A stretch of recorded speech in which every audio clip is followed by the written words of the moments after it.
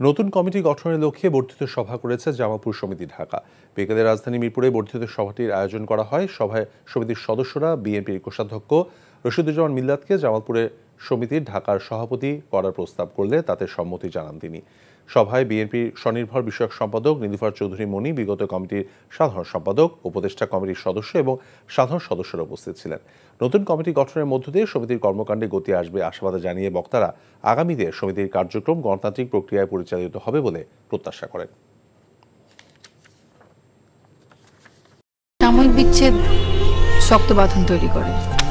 মানসিক দৃঢ়তায় আমি লোহা আগুনে পুড়িয়েছি ভালো কিছু পাবো বলে। তোর মধ্যে কোনো গলত নেই। আমার ভুল থাকতে পারে, আমার মধ্যে মিথ্যা নেই। ওরা কি বললো না বললো তাতে কি তোমার এমন রিয়েক্ট করতে হবে? তুমি সব সময় ভালো মানুষ হয়ে থাকতে চাও, তাই না?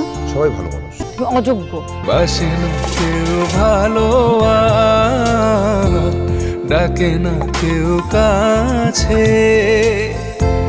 তোমায় মনে করার কারণ খুব আছে।